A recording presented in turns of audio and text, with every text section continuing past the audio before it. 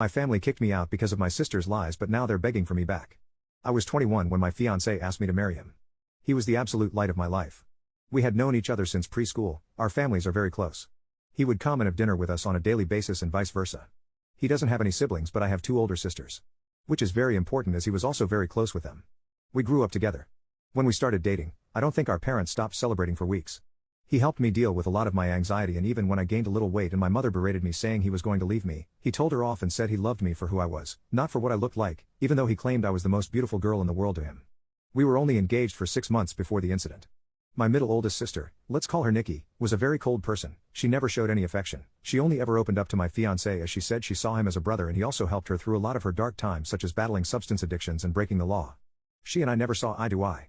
I loved her dearly because she was my sister but didn't like her as a person.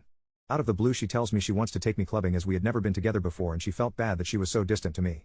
I agreed, and that night we went out. Clubbing wasn't really my style, but once I had a few drinks, I loosened up a little and began having fun.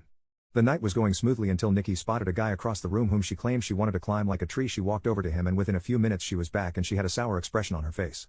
I asked her what was up, but she never said anything. I kept pressing because I didn't want our night to be ruined. She then told me the guy didn't want her number but he wanted mine instead. I told her he was a loser and there were plenty of guys around who would kill to be with a girl like her. She didn't budge though. She told me she needed to use the restroom and then we would leave. I waited for an hour. During this time I was sipping on a lot of different cocktails. I then started feeling really dizzy and lightheaded. I figured I'd just cab it home as I was certain Nikki had left.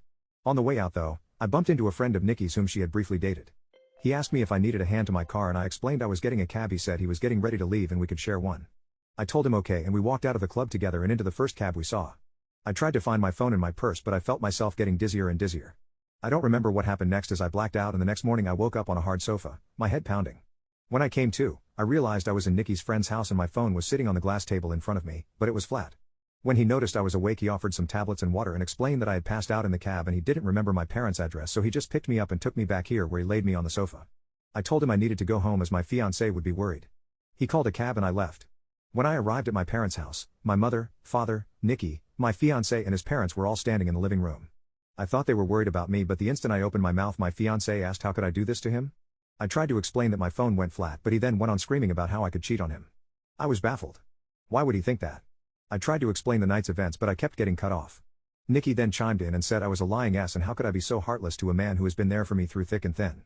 She went on to say I kept flirting with random guys all night, and then when she went to the bathroom, she saw me leave with her friend.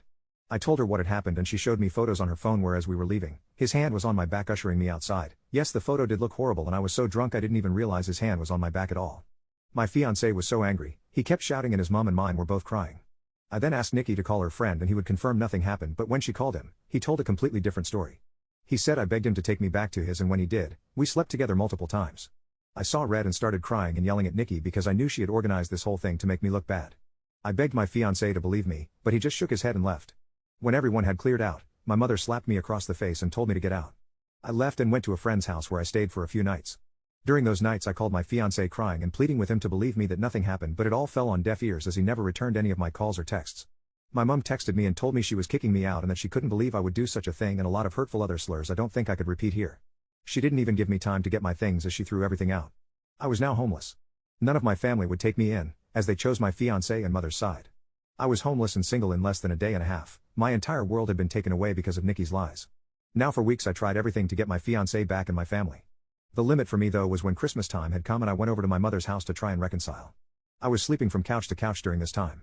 When I got to my parents' house, I knocked on the door but no one answered. My friend then called me and told me she just saw on Facebook that my family were in another state celebrating Christmas and they had posted pictures online. Everyone was there, my sisters, parents, grandparents and even my fiancé and his family. When I myself saw the photos, I couldn't stop crying as they all looked so happy. I cried for days and days before deciding to block them all. I even returned my engagement ring. My friend knew someone a couple hours away who was looking for some help in his restaurant, and he even had living arrangements above where he worked so I could get rent at a cheap price and work at the same time. I wanted to start over with my life as it hurt me that no one took my side and they all left me to fend for myself. I was able to move pretty quickly and was doing well. The apartment was tiny and I had to work 10+ hours almost every day, but I was able to save a lot of money. I'm not living in the apartment anymore. I was able to rent a much nicer condo, but I am still working at the restaurant as assistant manager. Now it has been roughly 2 years since I left and have not spoken to any of my family. I had no idea what was going on with them until I got a knock on my door. It was my ex-fiancé. I was shocked to say the least. All these feelings came rushing back and all I wanted to do was jump into his arms. But then I remembered the pain I had felt and tried to slam the door in his face, but he stopped it and asked that I let him explain. He said that Nikki had gotten married and she had confessed that she lied about the situation because she had found someone she loved so much and realized what a horrible thing she had done. I asked him how he found me and he said my friend told him. My entire family has been trying to get in touch with me and want to see me. I told him I needed time to see if I even wanted to have them in my life. He left and I have been a mess since.